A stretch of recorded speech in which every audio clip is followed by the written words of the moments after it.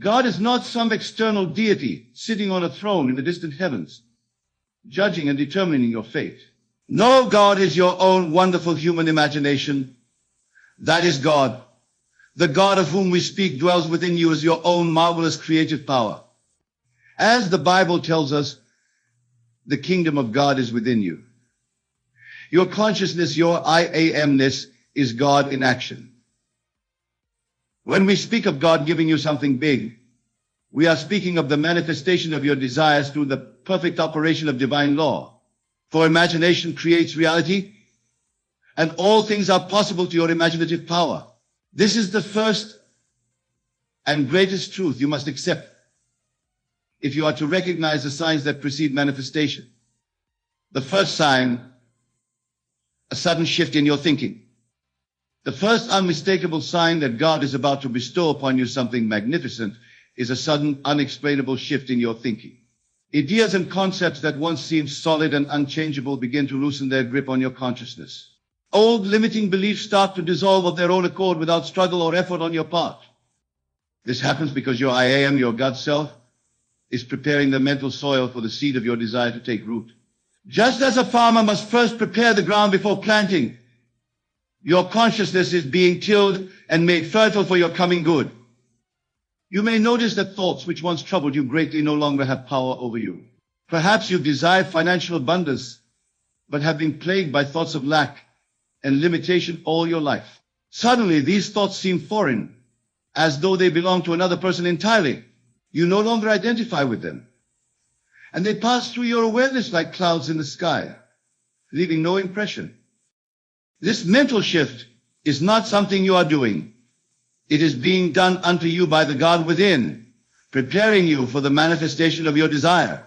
It is the divine intelligence operating through your consciousness, making straight the path for your good to come into being. So the first sign is this remarkable mental shift, where old patterns of thought lose their grip on you, and new possibilities begin to feel natural and intuitive. Your mind expands effortlessly to accommodate the reality of your desire. For as the heavens are higher than the earth, so are my ways higher than your ways, and my thoughts than your thoughts. This scripture speaks to this very phenomenon. The higher thoughts of your God self are displacing the limited earthly thoughts of your former state. Rejoice when you notice this sign, for it means that God is indeed preparing to give you something wonderful. The second sign, an unusual feeling of peace and detachment. The second sign follows naturally from the first. As your thinking shifts, you will experience an unusual, perhaps unprecedented feeling of peace and detachment regarding your desire. This is not indifference, nor is it resignation. It is a calm, quiet knowing that transcends ordinary confidence. It feels like relief, as though your desire has already been fulfilled, though your senses may tell you otherwise. This peace comes from a deeper part of yourself. It is your God self, your I am, assuring you that all is well, that all is working according to divine law. When this peace descends upon you, know with absolute certainty that your manifestation is approaching. Many make the mistake of thinking they must constantly struggle, affirm, and work themselves into emotional states to manifest their desires. But when God is about to give you something big, the opposite occurs. A great stillness comes over you. Be still and know that I am God. This stillness, this divine peace that passeth understanding, is a clear sign that your manifestation is at hand. In this state, you no longer feel the need to convince yourself of anything. You no longer feel compelled to repeatedly visualize or affirm. The work is done. I recall a friend who had desired a particular position in his company for many years. He had worked diligently, visualized, and done everything he knew to attain this position. One day he called me and said, "Neville, the strangest thing has happened. I no longer care whether I get the position or not.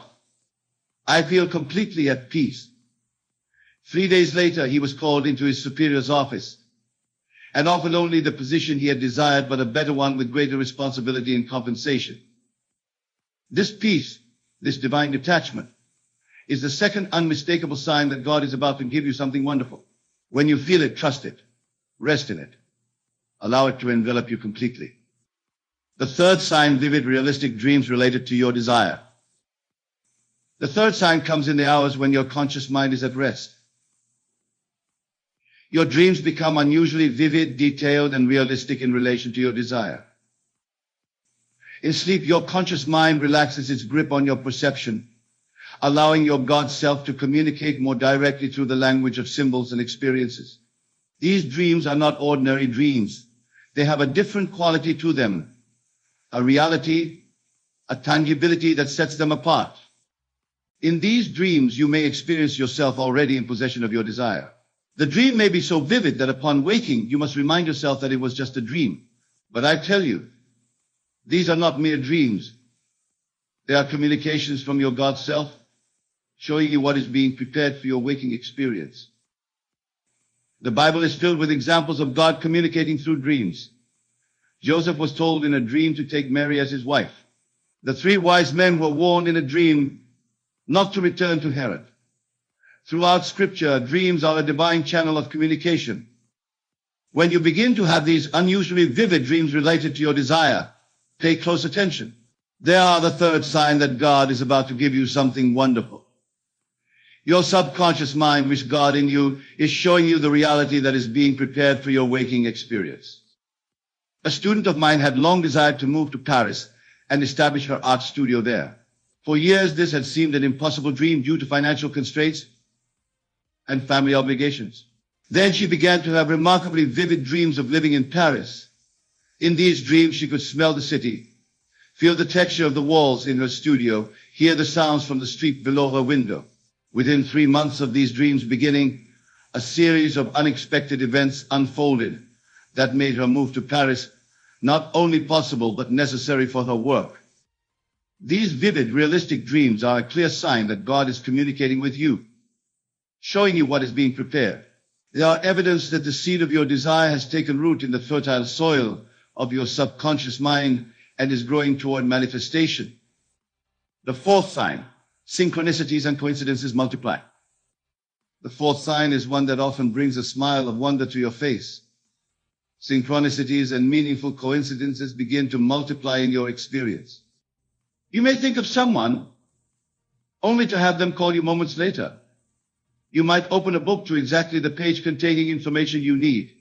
You may overhear conversations that seem directed specifically at you and your situation. These synchronicities are not random chance. They are the result of the shifting of your consciousness. As your inner world changes, your outer world must rearrange itself to match your new mental state. These coincidences are evidence of this rearrangement taking place. When God is about to give you something big, the entire universe conspires to bring it to you. Doors begin to open that you did not knock on. Resources appear that you did not consciously seek. People come into your life who are instrumental to the fulfillment of your desire. In the Bible we read, "For I know the thoughts that I think toward you, saith the Lord, thoughts of peace and not of evil, to give you an expected end." The expected end is the fulfillment of your desire, and these synchronicities are thoughts of peace, arranging all things for your good. A gentleman I knew had longed to write a book on a specialized historical subject, but lacked certain rare research materials. Within the span of 2 weeks, after his consciousness had shifted regarding this project, he was unexpectedly introduced to a collector who owned precisely the materials he needed, received an unsolicited offer from a publisher interested in his specific topic, and found a diary in a second-hand bookshop that contained eyewitness accounts of the very events he wished to chronicle. These were not coincidences, but evidence of divine arrangement. When you begin to notice these meaningful coincidences proliferating in your life, know that they are the fourth sign that God is about to give you something wonderful. They are confirmation that all things are working together for your good. The fifth sign, a period of unexpected challenge or confusion. Now I come to a sign that is often misinterpreted. Before a major manifestation, many experience a period of unexpected challenge or confusion. Things may seem to get worse before they get better. Old problems may intensify or new obstacles may arise. Many lose faith at this critical juncture. believing that their manifestation has failed. But I tell you, this period of challenge is often the fifth sign that God is about to give you something wonderful. Why does this occur? Think of it as the final clearing of old patterns and energies to make way for your new state. Just as a demolition must precede the construction of a new building, so must certain elements of your old life be cleared away to make room for your new good. This period of challenge also serves another purpose. It strengthens your faith.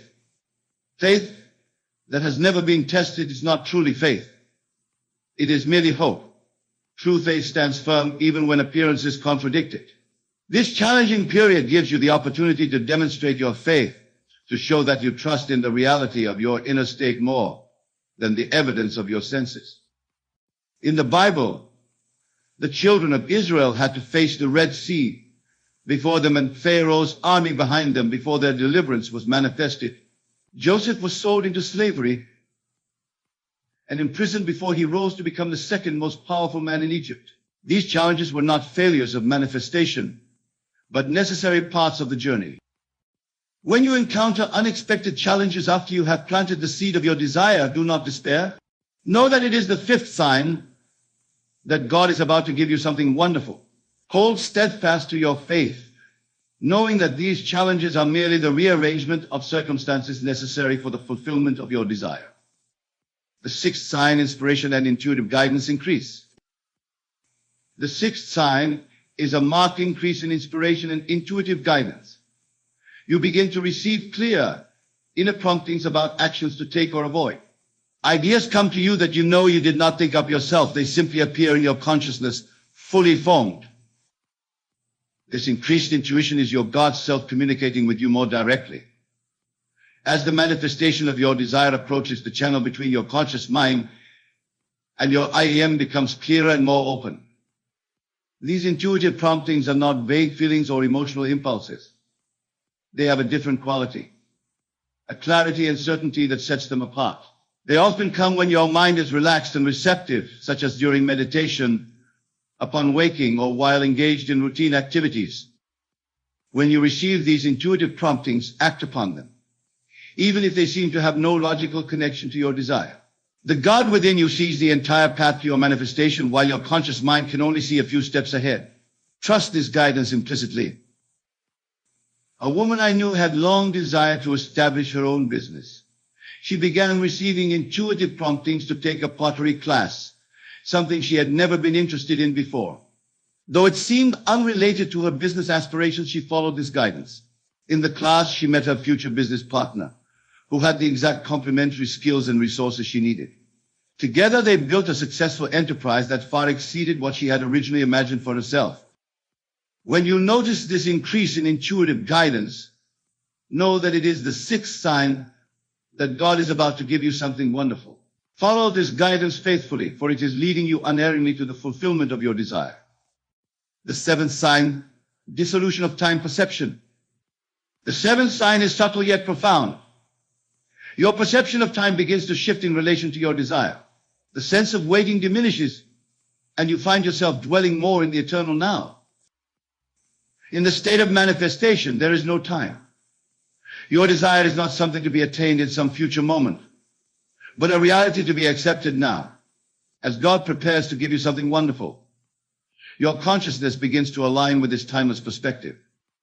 You may notice that you think less and less about when your desire will manifest. The question then loses its urgency and eventually its relevance. You know that it is done, and the timing of its appearance in your three-dimensional reality becomes almost an afterthought. This dissolution of time perception is evidence that you are entering the state of the wish fulfilled, where your desire exists as a present fact, not a future possibility. It is a sign that your consciousness has accepted the reality of your desire at the deepest level. In the Bible we read, "Before they call, I will answer, and while they are yet speaking, I will hear." This scripture speaks to this very timelessness. In the realm of spirit, where all manifestation begins, your desire is already fulfilled before you even ask. The appearance of your desire in the world of form is merely the final stage of a process that is already complete in consciousness. When you notice this shift in your time perception, Know that it is the seventh sign that God is about to give you something wonderful. You are aligning with the eternal now, where all things exist in their perfect state of fulfillment. The eighth sign, physical sensations and energy shifts. The eighth sign manifests in your physical body. You may experience unusual energy sensations, shifts in your normal physical patterns, or even temporary discomforts that have no apparent medical cause.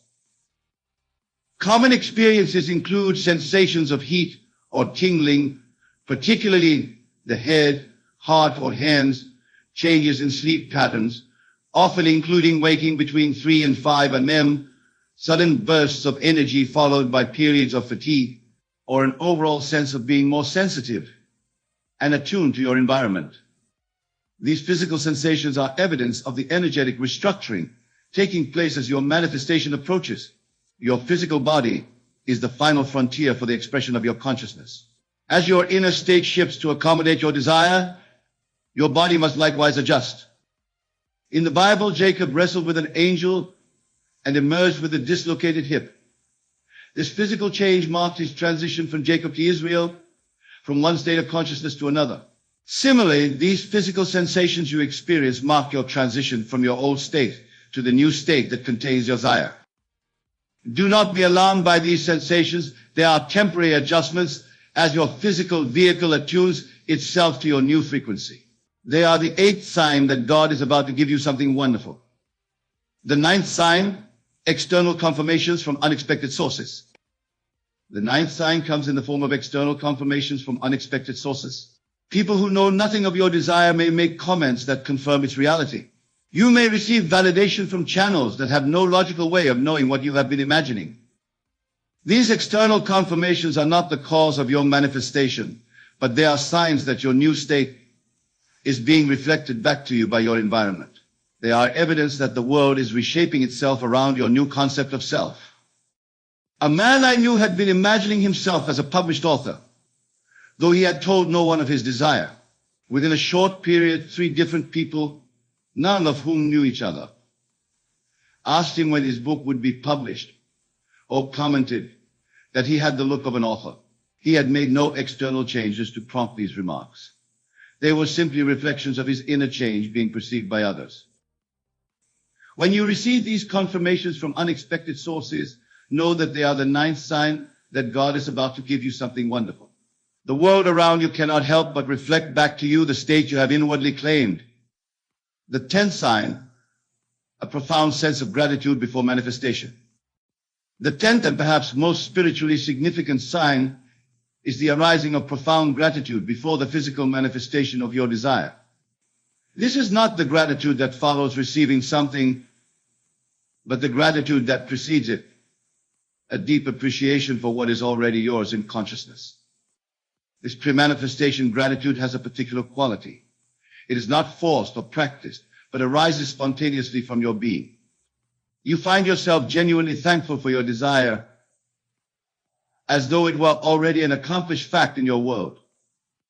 This gratitude is evidence that you have truly entered the state of the wish fulfilled. You are no longer looking forward to your desire. You are giving thanks from within the reality where it already exists.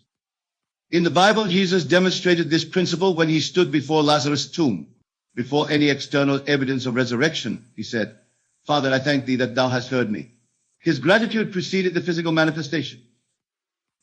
When you feel this spontaneous gratitude for your desire before its physical appearance, know that it is the 10th sign that God is about to give you something wonderful.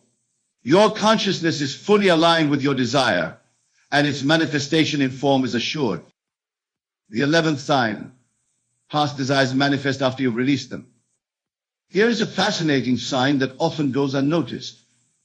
As God prepares to give you something big, you may suddenly find that past desires, things you once wanted desperately, but eventually released, begin to manifest in your experience. This occurs because the manifestation of your current desire has raised your overall consciousness to a new level. At this higher frequency, things that were previously blocked can now flow into your experience. It is as though a dam has been removed, allowing not only your current desire, but also past desires to manifest. The key point is that these past desires manifest after you have truly released them, after you no longer need them to feel complete or fulfilled. This is the paradox of manifestation. What you release with complete faith often returns to you. A woman I knew had spent years trying to manifest a particular sum of money, using every technique she knew. Eventually, she surrendered this desire, focusing instead on a new career path that brought her joy, regardless of financial compensation. Within months of this surrender, she received an unexpected inheritance of almost exactly the sum she had originally desired. When past desires begin to manifest after you have released them, know that it is the 11th sign that God is about to give you something wonderful. The floodgates have opened, and all good is flowing freely into your experience. The 12th sign, a sense of divine inevitability. The 12th sign is perhaps the most subtle, yet the most definitive. It is a pervasive sense of divine inevitability regarding your desire. You know with absolute certainty that your manifestation must occur, not through hope or positive thinking, but through your understanding of divine law. This sense of inevitability stems from your experiential knowledge that imagination creates reality. You have moved beyond intellectual acceptance of this principle to embodied knowing. You understand that what you have impressed upon your subconscious mind must, by divine law, project itself onto the screen of space. In this state, doubts may still arise, but they no longer disturb you. They are merely surface ripples on the deep ocean of your certainty. You observe them with detachment, knowing they have no power to prevent what has already been accomplished in consciousness. This sense of divine inevitability is not arrogance or presumption. It is simply your recognition of the perfect operation of law, just as you do not doubt that a planted seed will grow when given the proper conditions. You do not doubt that your impressed desire must manifest. A friend once shared with me his experience of this sign. After years of working toward a particular achievement, he reached a point where he simply knew it was done. It's not that I believe it will happen, Neville, he told me. It's that I can't imagine a universe in which it doesn't happen. It's as inevitable as a sunrise. Within weeks, what he had imagined was externalized in the most natural way. When you feel this sense of divine inevitability, know that it is the 12th sign that God is about to give you something wonderful. You have aligned yourself perfectly with divine law, and your manifestation is assured. The final manifestation, the natural, effortless unfolding. When these signs have appeared in your experience, the actual manifestation of your desire often occurs in the most natural, effortless manner. It rarely comes with drama or fanfare. Instead, it unfolds so organically that you might momentarily forget that you once desired it. This natural unfolding is the hallmark of true manifestation. What you have imagined doesn't drop into your world like a meteor from the sky, but grows from within it like a flower from fertile soil. The people, circumstances, and events involved all seem perfectly natural, as though they could not have happened any other way. The biblical phrase, not by might nor by power, but by my spirit, saith the Lord of hosts, speaks to this effortless unfoldment. Your manifestation comes not through force or struggle, but through the natural operation of divine law. When your desire manifests in this natural, effortless way, it is confirmation that you have successfully applied the law of assumption. You have planted your seed in consciousness, nurtured it with faith, and allowed divine law to bring it to fruition in its own perfect way and time. Integrating these signs into your practice. Now that we have explored the 12 signs that appear when God is about to give you something big, how can you integrate this knowledge into your manifestation practice? First, understand that not all these signs may appear for every desire. The signs you experience depend on the nature of your desire, your current state of consciousness, and the gap between your present state and the state you wish to embody. Second, do not consciously seek these signs. They are not the cause of your manifestation, but the effects of your shifted consciousness. Focusing too intently on looking for signs can actually delay your manifestation by implying that it is still immature. Third, when you do notice these signs appearing in your experience, acknowledge them with gratitude, but without attachment. They are confirmations of your successful application of the law. but attaching too much importance to them can create a new barrier between you and your desire. The most effective approach is to maintain your focus on the feeling of the wish fulfilled. Dwell in the state where your desire is already a fact. Live from that state consistently. The signs we have discussed will appear naturally as you do this, and your manifestation will unfold in divine order. The deeper meaning behind these signs. Beyond their value as confirmations of approaching manifestation, these signs reveal a profound truth about the nature of reality and consciousness.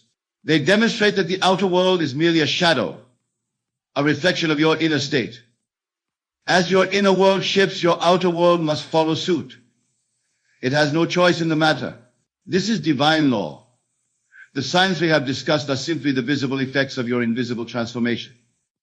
Understanding this, you come to see that manifestation is not about getting something you don't have, but about revealing what is already yours in consciousness. It is not acquisition, but revelation. The unveiling of what already exists within you. In the Bible it is written, it is done unto you as you believe. This scripture encapsulates the entire process of manifestation. Your belief, your assumption, your inner conviction determines what is done unto you in the world of form. The signs we have discussed are evidence of this principle in action. They are the bridge between your inner assumption and its outer expression. They confirm that the process is working, that your seed is growing, that your harvest is approaching. Maintaining faith through the process. Perhaps the greatest challenge in the manifestation process is maintaining faith when appearances contradict your assumption. This is where understanding these signs becomes most valuable. They provide confirmation that divine law is operating, even when your senses tell you otherwise. Remember that manifestation follows a divine pattern and timing that may not align with your expectations. The seed must grow underground before it breaks the surface. The child must develop in the womb before birth. Your manifestation too has its gestation period. During this gestation, the signs we have discussed are like the first flutters of life felt by an expectant mother. They assure you that growth is occurring, that development is proceeding, that life is forming according to divine pattern. Hold fast to your faith during this period. Know that what you have planted in consciousness must by divine law come to fruition. The signs confirm this truth. The ultimate sign, becoming the person WHO has your desire. Underlying all the signs we have discussed is one fundamental transformation you become. In consciousness, the person who already has your desire. This is the ultimate sign and the cause of all other signs. This transformation is not about pretending or affirming. It is about genuinely shifting your self-concept so completely that you are in essence a new person. One for whom your desire is a present fact, not a future possibility. When this shift occurs, you no longer need to manifest your desire, because you already have it in the only place it truly exists, consciousness. Its appearance in your three-dimensional reality is merely the outer world catching up to your inner knowing. In the Bible it is written, "Be ye transformed by the renewing of your mind." This transformation of mind, this renewal of your self-concept, is the essence of manifestation. All the signs we have discussed flow from this fundamental shift. Conclusion: trust the divine process. As we conclude our exploration of the signs that appear when God is about to give you something big, I urge you to trust the divine process completely. Know that your imagination creates reality. Know that what you have impressed upon your subconscious mind must objectify itself in your world. The signs we have discussed are not the cause of your manifestation, but confirmation that the process is unfolding perfectly. They are evidence of divine law in operation, of the bridge being built between your inner assumption and its outer expression. Trust God, your own wonderful human imagination, to bring forth your desires in divine order. Live from the state of the wish fulfilled, regardless of appearances. Know that as you do this, all things are working together for your good. For imagination is indeed God in action, and through the disciplined use of this divine creative power, all things are possible to you. The signs we have discussed are simply confirmation of this eternal truth. Trust the signs when they appear, but more importantly, trust the God within you who is their source. For it is done unto you as you believe, and believing is the feeling of the wish fulfilled. Tonight, as you retire to sleep, enter the state of the wish fulfilled. Feel the reality of your desire as a present fact. Know that as you persist in this state, the signs will appear, and your manifestation will unfold with divine precision and timing. Remember always, God, your own wonderful human imagination, is the only creative power. There is no other God, and this God is within you as your own consciousness. Use this power wisely, lovingly, and deliberately, and watch as all things conform to your concept of self. Thank you for your attention this evening. May your manifestations be swift.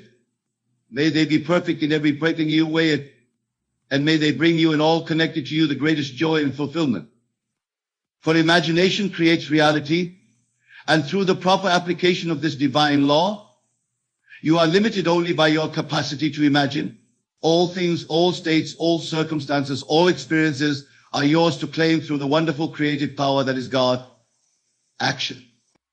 Additional reflections, the deeper dimensions of manifestation.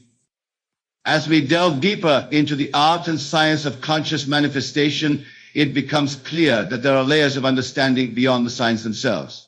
Let us explore some of these deeper dimensions to enrich your practice.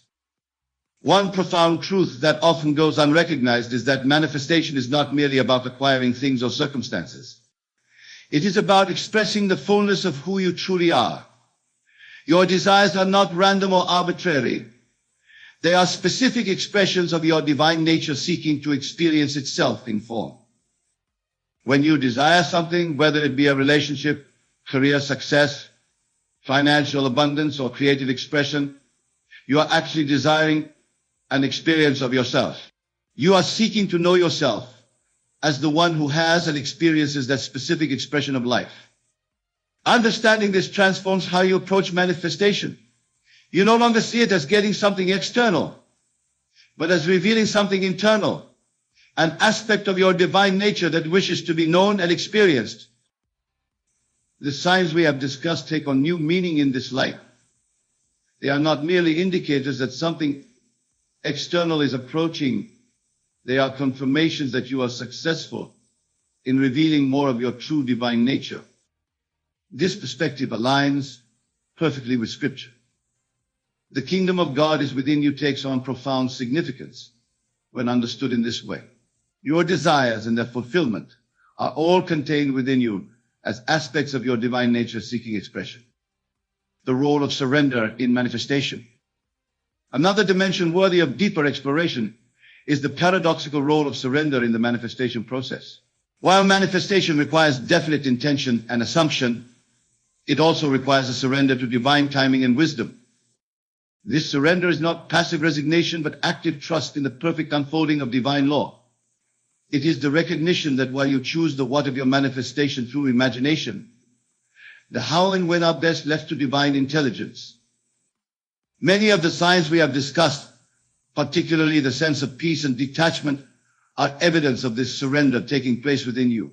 As you truly surrender to divine process, your manifestation accelerates, free from the limitations imposed by your conscious mind's concepts of possibility and timing. In the Bible we read, "Thy will be done," contrary to common interpretation. This is not about submitting to an external God's will instead of your own. Rather, it is surrendering your limited conscious concept of how your desire should manifest to the unlimited wisdom of your God self, which knows the perfect path to your fulfillment. This surrender allows your manifestation to exceed your expectations, to come in ways more wonderful than your conscious mind could have devised. It opens you to receive not just what you have imagined, but the fullness of what your divine nature wishes to express through that desire. The manifestation of states VCS, things. A further distinction worth understanding is the difference between manifesting states and manifesting things. While most focus on manifesting specific objects, circumstances, or relationships, the deeper practice involves manifesting states of consciousness.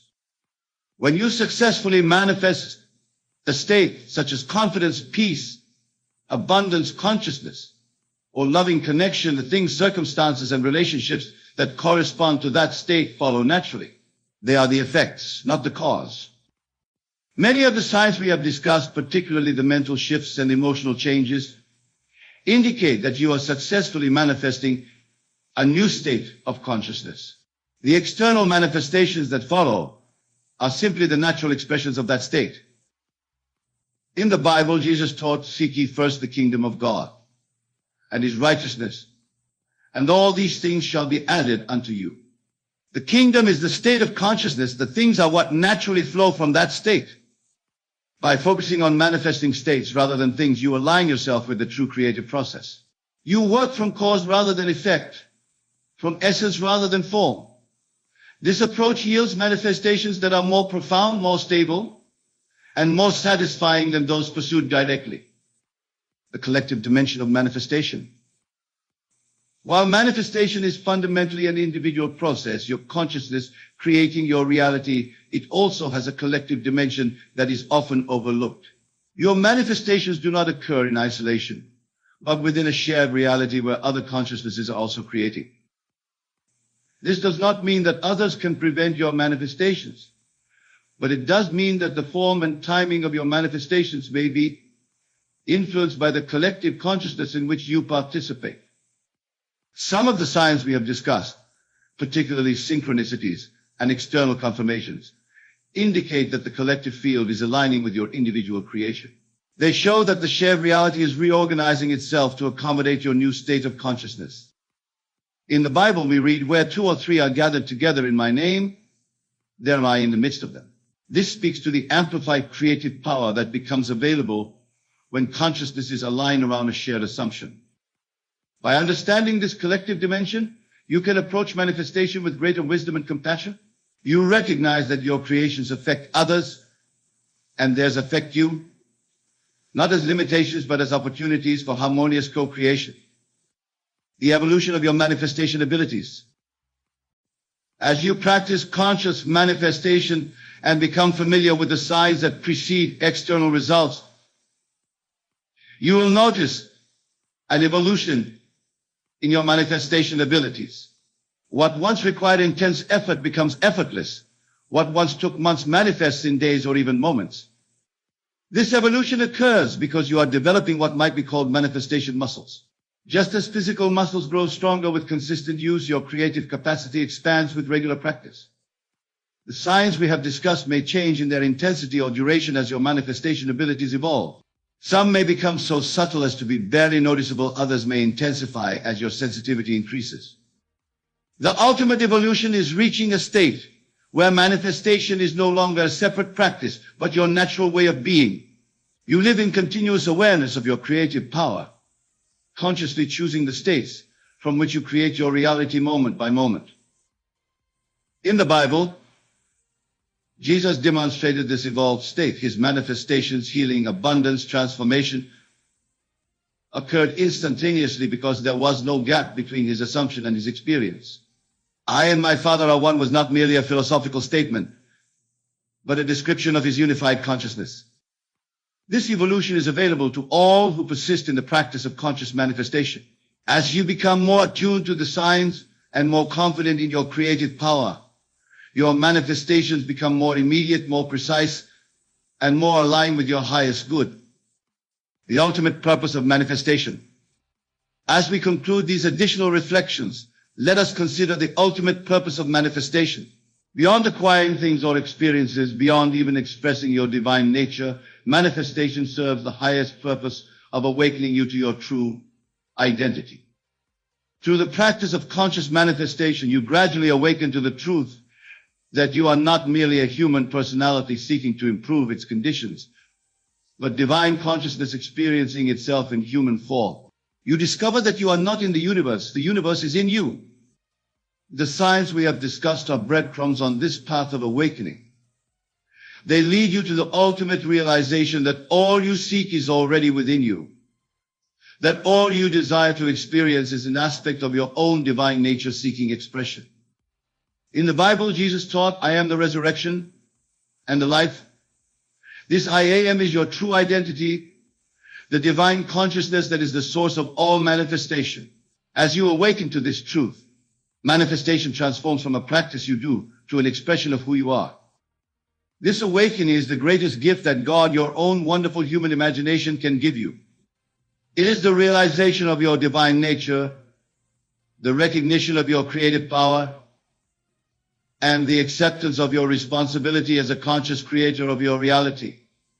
Imagine, if you will, that your desire has already been fulfilled. Feel the joy, the relief, the overwhelming sense of gratitude that accompanies the realization of your deepest wishes. This feeling, this state of being, is the key to unlocking the infinite potential that lies dormant within you. You see, the world around us is nothing more than a reflection of our inner state.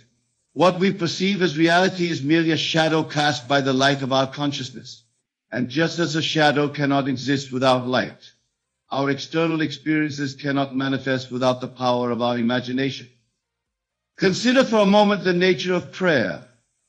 Many of us have been taught to beseech an external deity, to plead for favors from a being separate from ourselves. But I tell you now, true prayer is not a petition to an outside force. It is a recognition of the divine power that resides within each one of us. When you pray, you are not reaching out to a distant God. You are, in fact, awakening to the God within you. This God, this infinite creative force, is not separate from you. It is you in your truest, most essential form. And it is through this understanding that your prayers find their answer. The Bible tells us, before they call, I will answer. While they are yet speaking, I will hear. This is not a promise of some future event, but a statement of an eternal truth. The answer to your prayer exists now, in this very moment. It is not something to be created, but something to be realized. Your task then is not to make your desire come true, but to align yourself with the reality in which it is already true. This is the art of assuming the feeling of the wish fulfilled.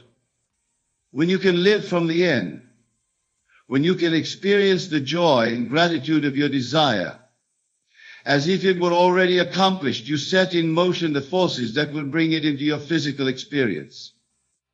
Many of you may be thinking, but how can I feel something that hasn't happened yet? To this I say, your imagination is more real than the world you see around you. The physical world is malleable, constantly changing and reshaping itself in response to the images we hold in our minds. Think of it this way. When you plant a seed in the ground, do you dig it up every day to see if it has sprouted? Of course not. You trust in the unseen processes of nature, knowing that in due time the seed will grow into a mighty tree. Your desires are like seeds planted in the fertile soil of your subconscious mind. Once planted, they need only your faith and your unwavering assumption of their fulfillment to grow into reality. This is the true meaning of faith. It is not blind belief in something unseen. It is the evidence of things not seen. When you can feel the reality of your desire so vividly that it becomes more real to you than the physical world around you, that is faith. And it is this faith that moves mountains. Now, some of you may be wondering about the role of action in this process. Should you simply sit back and wait for your desires to manifest? Not at all. Action is indeed necessary, but it is inspired action. When you live in the end, when you assume the feeling of the wish fulfilled, you will find yourself naturally guided to take the steps that lead to manifestation. These actions will not feel like struggle or strain. They will feel natural, effortless, as if you are being carried along by an invisible current. This is because you are no longer trying to make something happen. You are simply allowing what is already true in your imagination to express itself in your physical reality. Remember, the world is yourself pushed out. Every person, every circumstance you encounter is a reflection of your own consciousness. When you change your inner state, the world around you must change to reflect this new reality. This is not magic or wishful thinking. It is the operation of universal law. Let me share with you a powerful technique to help you maintain this state of living in the end. Before you go to sleep each night, replay in your mind a scene that implies the fulfillment of your desire. Make it as vivid and as real as possible. Engage all your senses. Feel the emotions you would feel if your desire were already realized. As you drift off to sleep in this state, you are impressing this reality upon your subconscious mind. And it is your subconscious mind that shapes your world. By doing this night after night, you are reprogramming your subconscious to accept this new reality as truth. During your waking hours, whenever doubts or fears arise, and they will, for that is the nature of the human mind, gently return to the feeling of your wish fulfilled. Do not fight against your negative thoughts. Simply replace them with the feeling of your desire accomplished. This practice requires persistence and patience. You are overcoming a lifetime of habit of seeing yourself as separate from your desires. But I promise you, with consistent application, you will begin to see changes in your world. At first, they may be small, synchronicity here, a fortunate coincidence there. But as you persist, these changes will grow larger and more frequent until your entire world has reshaped itself to match your inner vision. Now let us address a common concern. Many of you may be thinking, but what if my desire doesn't manifest immediately? What if weeks or months pass and I see no change? To this I say, time is an illusion of the physical world. In the realm of imagination, where all things are possible, time does not exist. Your desire is fulfilled now, in the eternal present moment. The time it takes to appear in your physical reality is determined by your ability to maintain the feeling of the wish fulfilled.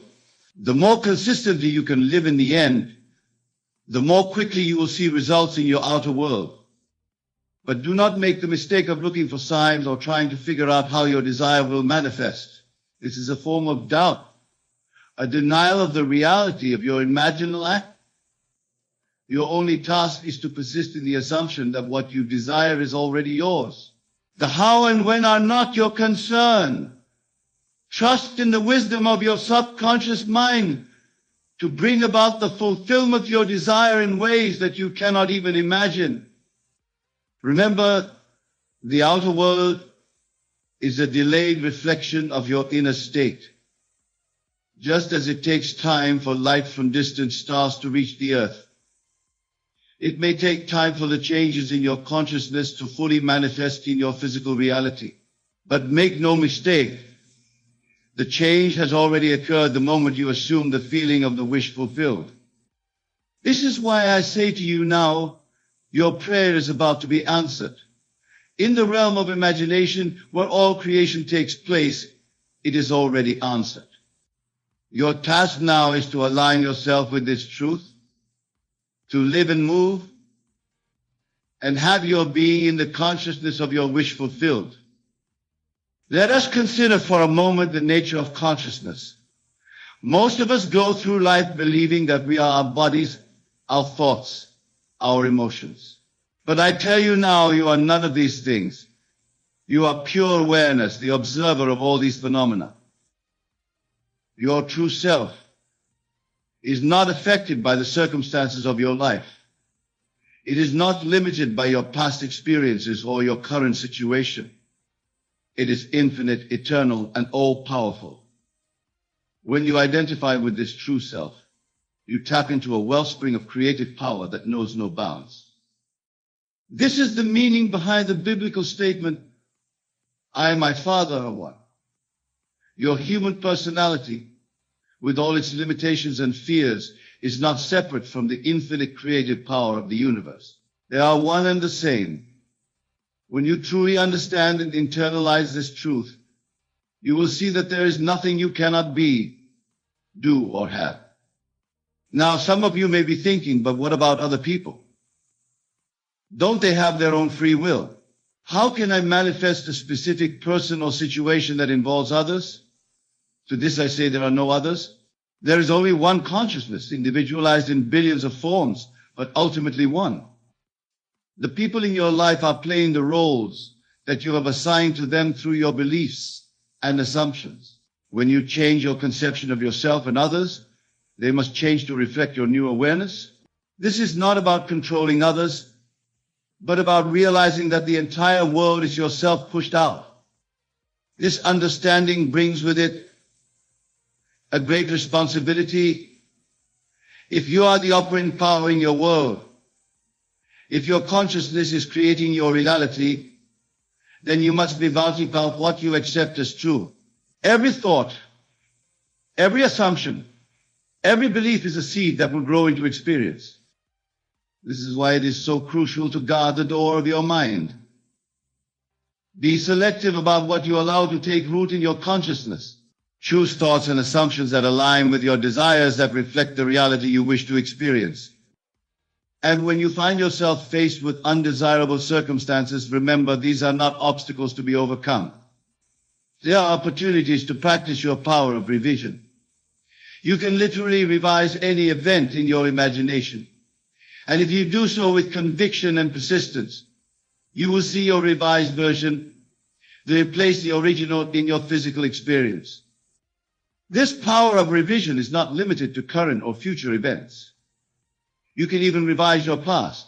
If there are memories that pain you, experiences that you feel have limited you in some way, you can go back in your imagination and rewrite those scenes.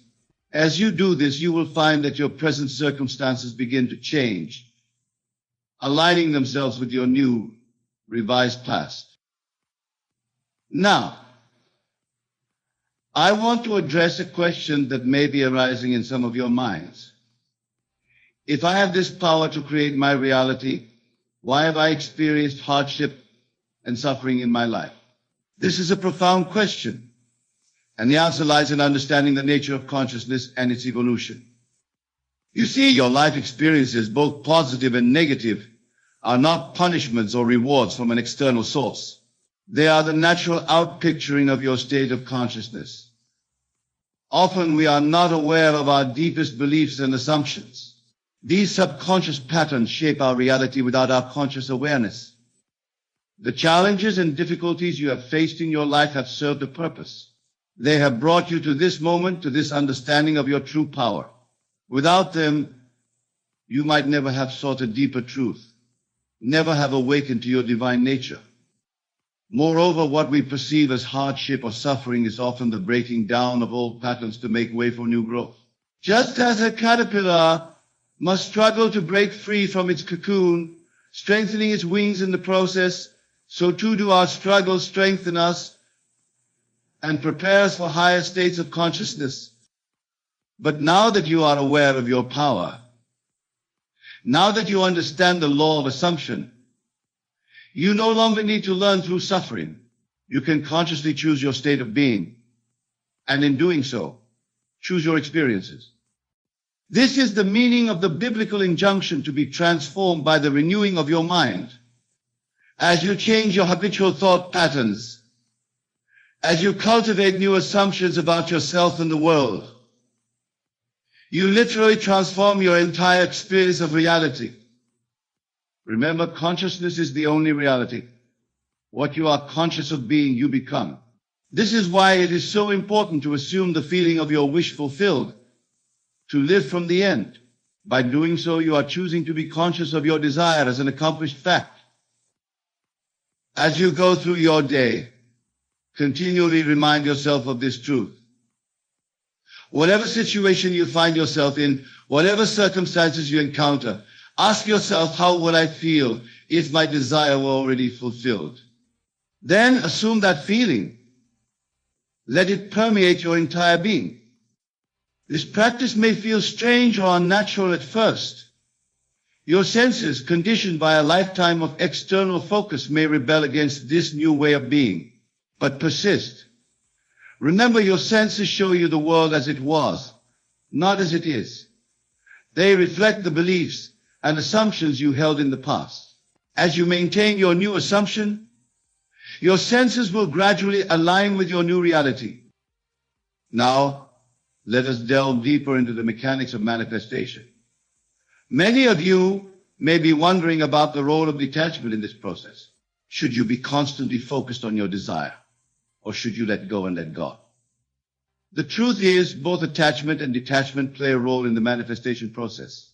When you assume the feeling of the wish fulfilled, when you live from the end, you are attaching yourself to the reality of your desire. You are claiming it as your own here and now. But at the same time, you must detach from the need for your desire to manifest in a particular way or within a specific time frame. This detachment comes naturally when you truly believe in the reality of your imaginal form. Just as you don't anxiously wait for the sun to rise each morning, knowing with certainty that it will, so too should you rest in the certainty that your desire is already yours. This state of relaxed assumption is the key to effortless manifestation.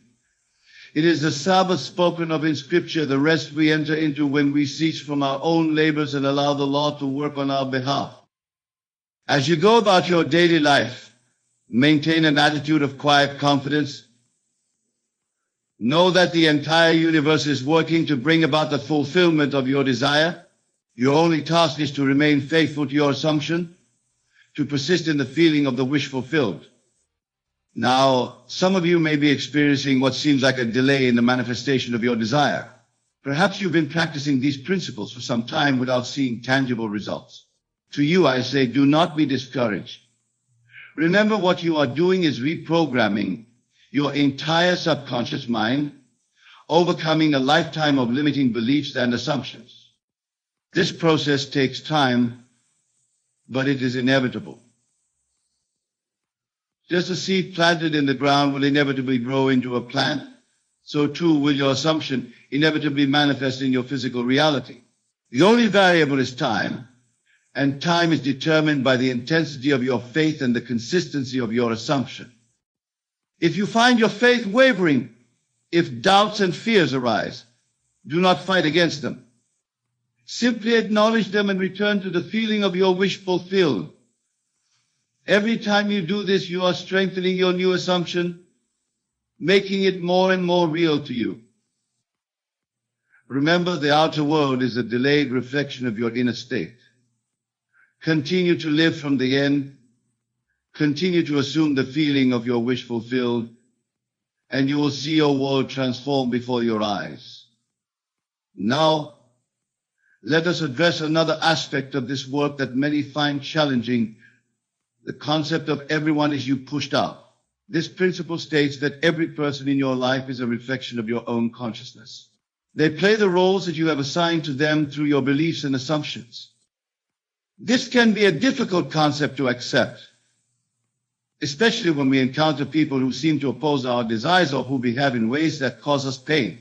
But I urge you to consider, if everyone is you pushed out, then changing others becomes as simple as changing yourself.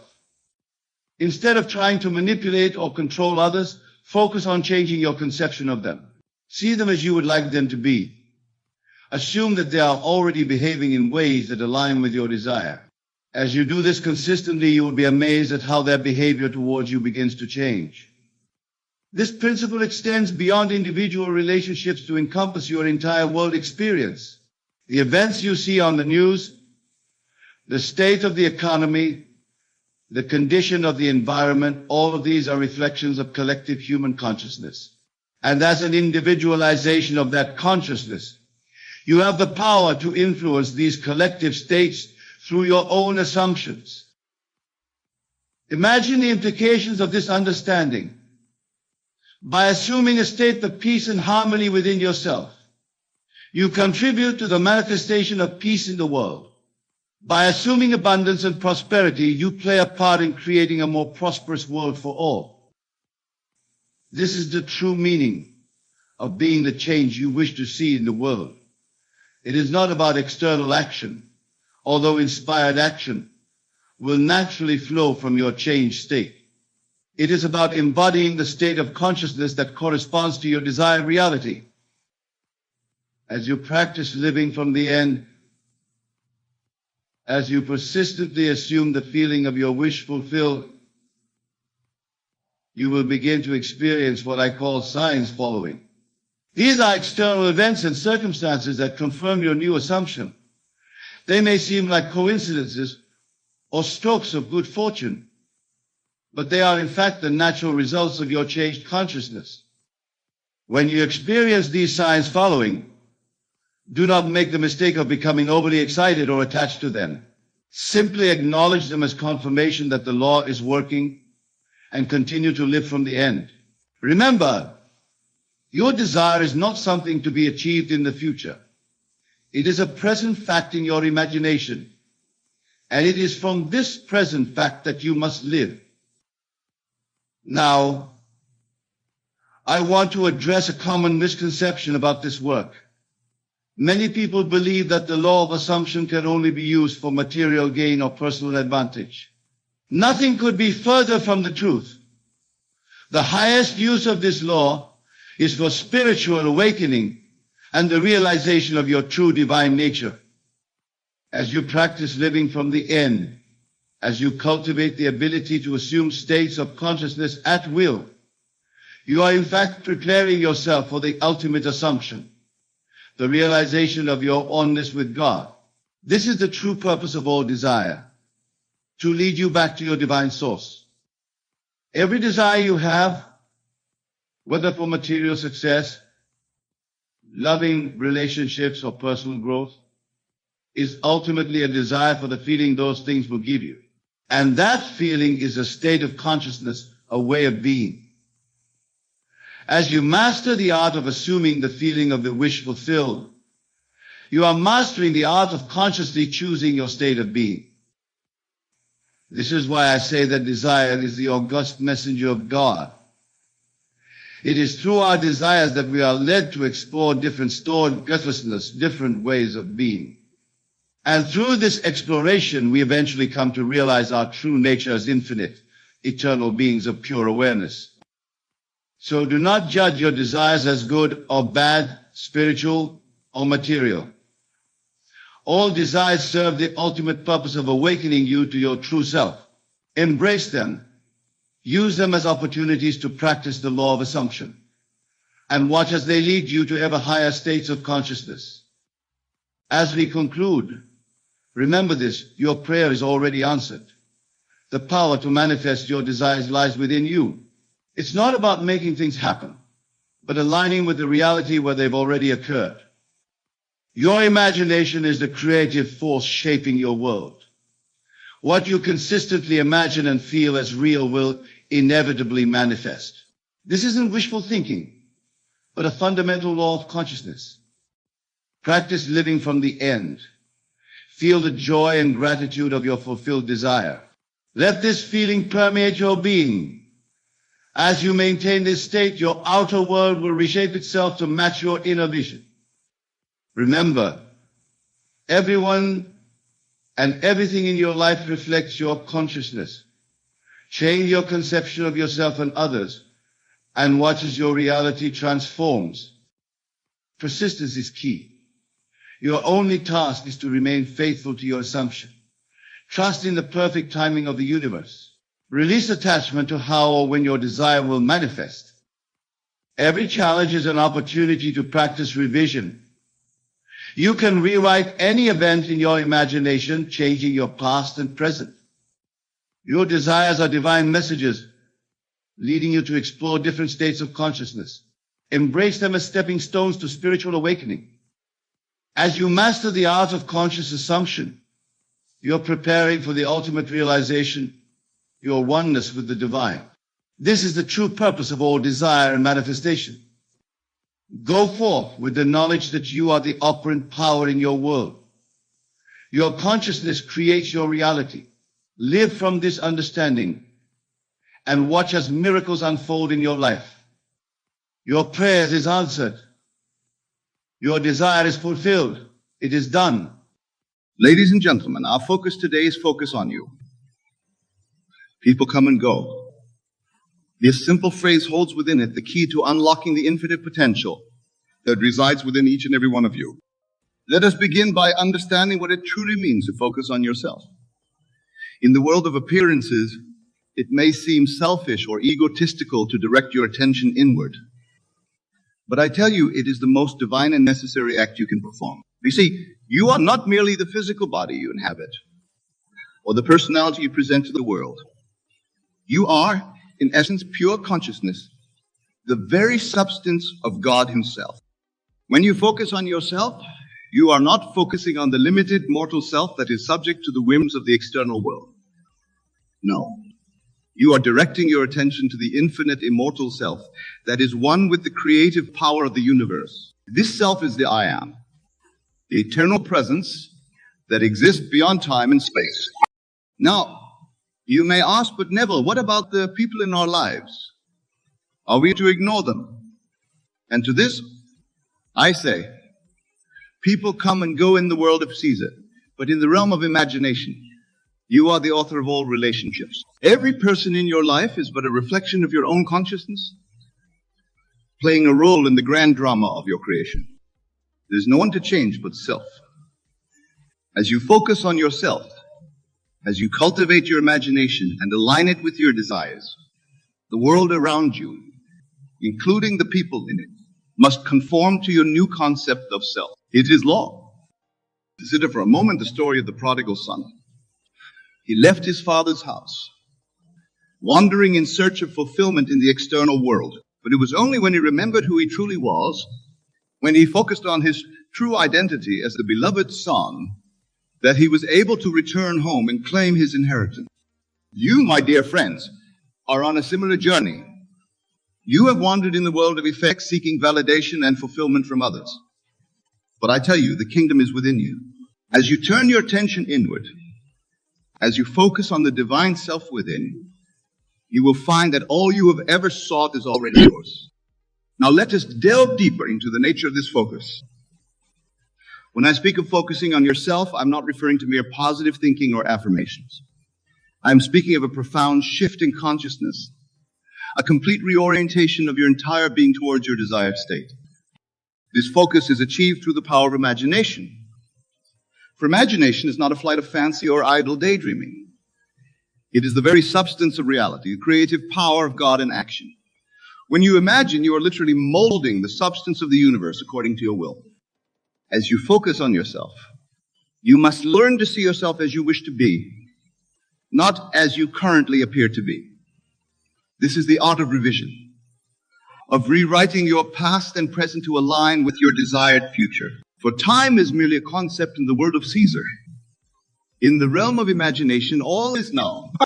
Imagine yourself as the person you wish to be. See yourself embodying the qualities you admire, living the life you desire.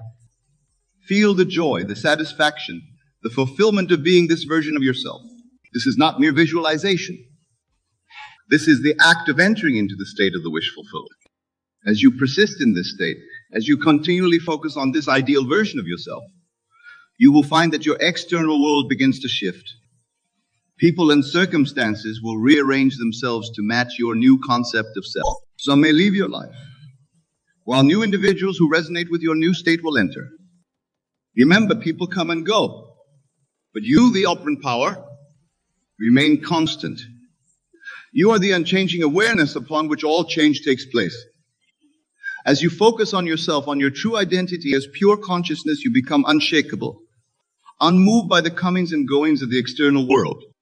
Now, some of you may be thinking, but Neville, I have tried to focus on myself, to imagine a better life, and yet nothing has changed. To this I sigh. Persistence is key.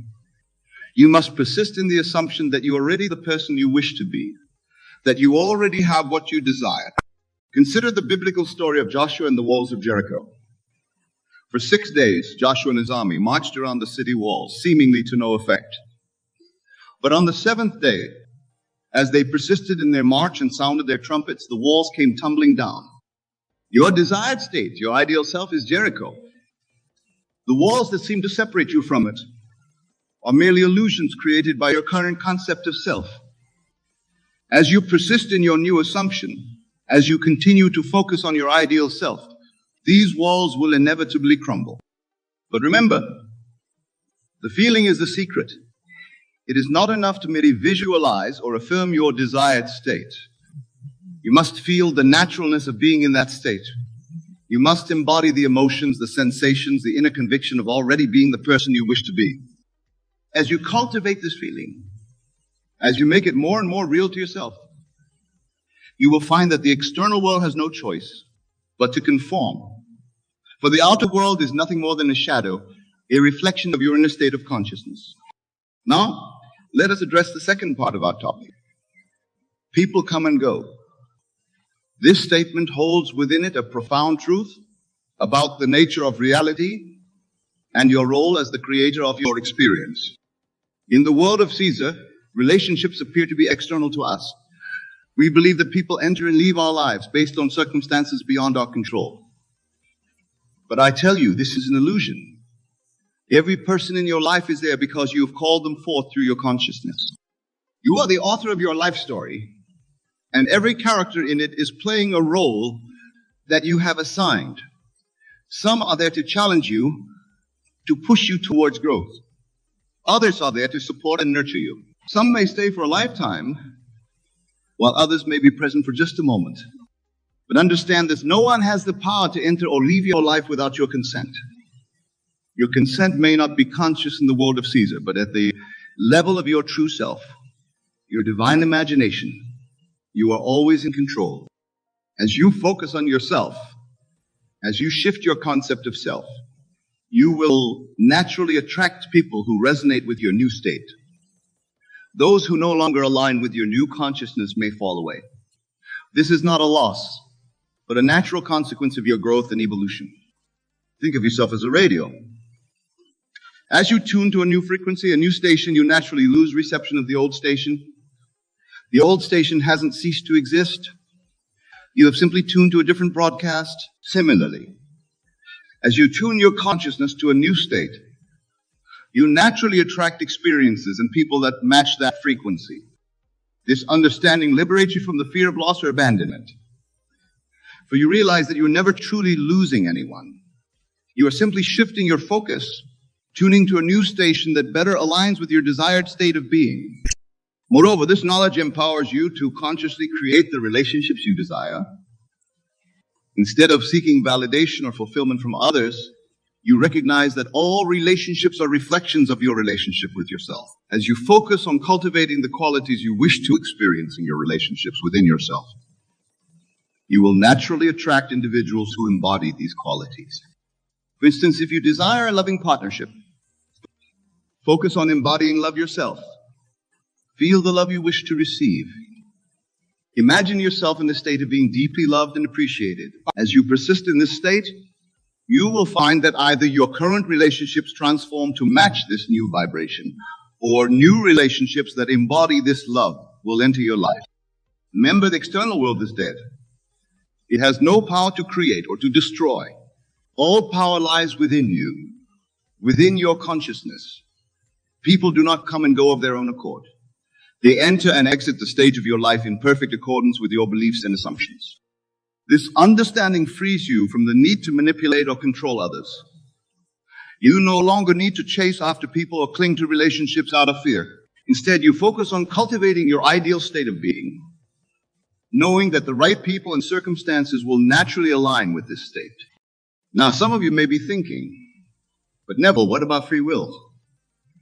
Don't others have the power to choose whether they want to be in our lives? To this I say, there's only one consciousness, one God, one I am. What appears as separate individuals are merely different aspects of this one consciousness, playing different roles in the grand drama of life. Your job is not to control the actions of others, but to control your own imagination, your own assumptions. As you do this, you will find that others naturally play the roles that align with your assumption. This is not a violation of their free will, but a harmonious dance of consciousness where all parts play their perfect role in the unfolding of your creation. Let us delve deeper into this concept of focusing on yourself, while understanding that people come and go. Imagine, if you will, that you are the director of a grand play. This play is your life, and you are not only the director, but also the lead actor. Every other character in this play, every person you encounter is there to serve the story you are telling. As the director, you have the power to rewrite the script at any moment.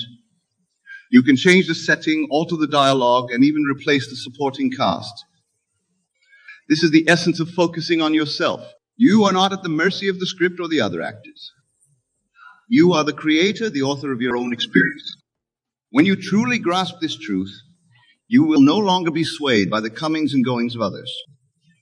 You will understand that each person who enters your life is there to play a specific role in your unfolding story. Some may have leading roles that span much of your life's journey, while others may have brief cameo appearances. But all are there by your invitation, summoned by your consciousness to play their part. Now you may ask, but Neville, how can I control who enters and exits my life? The answer lies not in trying to manipulate external circumstances, but in changing your own state of consciousness. As you focus on embodying your desired state of being, you will naturally attract people and circumstances that align with this state. Consider the biblical story of Joseph. When he was sold into slavery by his brothers, he could have focused on resentment and victimhood. Instead, he focused on embodying leadership and wisdom. As a result, he rose to become the second most powerful man in Egypt. And even his brothers, who had wronged him, came to serve him. This story illustrates a profound truth. Your external circumstances, including the people in your life, are a reflection of your inner state. As you focus on cultivating the qualities and experiences you desire within yourself, your outer world will rearrange itself to match this inner reality. But remember, this is not about forcing change or trying to control others. It is about aligning yourself with the state of consciousness that naturally attracts your desires. It is about becoming the person who would naturally experience what you wish to experience. Let us take a moment to practice this principle. Close your eyes and imagine yourself as the person you wish to be. See yourself embodying the qualities you admire. Feel the joy, the confidence, the peace that comes with being this version of yourself. Now, from this state, imagine the kind of people who would naturally be in your life. Don't try to force specific individuals into this vision. Simply feel the quality of relationships that would naturally align with this version of you. As you open your eyes, carry this feeling with you. Let it inform your interactions, your decisions, your very way of being in the world. As you persist in this state, you will find that your relationships begin to shift. Some people may fall away, while new individuals who resonate with your new state will enter your life. This is the natural ebb and flow of relationships when you are focused on your own growth and evolution. It is not something to fear or resist, but to embrace as part of your journey of self-realization. Now, let us address a common concern that arises when we speak of focusing on oneself. Some may worry that this approach is selfish or that it neglects the needs of others. But I tell you, there is no greater gift you can give to the world than to fully realize your own divine nature. As you focus on cultivating your highest self, you become a beacon of light for others. You inspire by your very being. You lift others up not through effort or sacrifice, but through the natural radiance of your realized self. Moreover, as you focus on yourself, you come to understand that there is no others to neglect. All is one.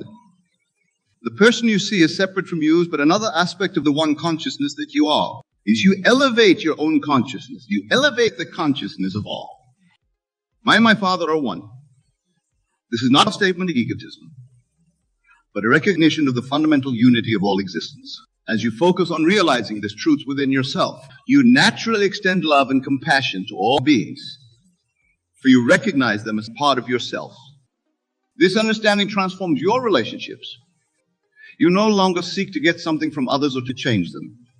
Instead, you see each person as a perfect expression of the divine, playing their role in the grand tapestry of existence. You love them not for what they can give you, but for what they are, unique expressions of the one consciousness that you all share. From this place of self-realization and unity consciousness, the coming and going of people in your life takes on a new meaning. You understand that each encounter, each relationship is a divine appointment, orchestrated by your own consciousness for your growth and evolution. Some people may enter your life to challenge you, to push you towards greater self-awareness. Others may come to support and nurture you on your journey. Some may stay for a lifetime, while others may be present for just a moment. But all are perfect. All are necessary. All are you in different guises. As you focus on yourself, on realizing your true nature is pure consciousness, you become like a mighty oak tree. Your roots grow deep into the soil of being, unshaken by the winds of circumstance. People may come and go like leaves on your branches, but you remain steadfast, ever growing. This state of being is your birthright. It is the truth of who you are. As you align with this truth, as you focus on embodying it in every moment, you will find that your life transforms in ways you may have never imagined possible. But remember, this transformation does not happen overnight. It requires persistence, faith, and above all, the willingness to see yourself as you truly are, not as the limited mortal self, but as the infinite, immortal consciousness that is one with God. In your daily life, practice seeing beyond appearances. When you encounter another person, whether they are playing a positive or challenging role in your life, silently acknowledge the divine within them. See them not as separate from you, but as another aspect of the one consciousness that you are. As you do this, you will find that your relationships take on a new depth and meaning. You will no longer be swayed by the opinions or actions of others, for you will recognize that all is you pushed out. Every person, every circumstance is a reflection of your own consciousness. This understanding gives you tremendous power. For if all is you pushed out, then by changing yourself, you change your entire world. This is the essence of focusing on yourself. It is not about ignoring others or becoming self-absorbed. It's about recognizing that the key to transforming your life and your relationships lies within you. As you focus on embodying your higher self, as you align with the truth of your being, you will find that the right people naturally gravitate towards you. Those who resonate with your new vibration will enter your life, while those who no longer align with your energy may fall away. This process is natural and necessary. It is the universe, which is none other than your own expanded self, reorganizing itself to match your new state of consciousness. Trust in this process. Know that everyone who enters or exits your life is doing so in perfect divine timing, serving the highest good of all involved. Now let's explore how this understanding can be applied to specific areas of your life. In your romantic relationships, for instance, instead of seeking the perfect partner outside of yourself, focus on embodying the qualities you desire in a relationship. Feel the love, the joy, the companionship you wish to experience. As you persist in this state, you will find that either your current relationship transforms to match this new vibration, or if you're single, the right partner who embodies these qualities will naturally be drawn into your life. Remember, your outer world must conform to your inner assumptions. It is law. In your professional life, instead of striving to impress others or seeking validation from colleagues or superiors, focus on embodying the qualities of success and excellence within yourself. Feel the satisfaction of doing work you love, of being recognized for your contributions, of achieving your goals. As you persist in this state, you will find that opportunities naturally arise that align with your new self-concept. The right people, mentors, collaborators, clients will be drawn to you, recognizing the unique value you bring. In your friendships, instead of trying to fit in or seeking approval from others, focus on being true to yourself. Embody the qualities of authenticity, loyalty, and genuine connection that you wish to experience in your relationships. As you do this, you will find that your social circle naturally evolves. Those who resonate with your authentic self will be drawn closer, while relationships based on superficial connections may fall away. This is not a loss, but a realignment that allows for deeper, more meaningful connections in all areas of your life. Remember that your focus determines your reality. Where you place your attention, your energy flows by focusing on yourself, not the limited self of the ego, but your true self as pure consciousness. You align with the creative power of the universe.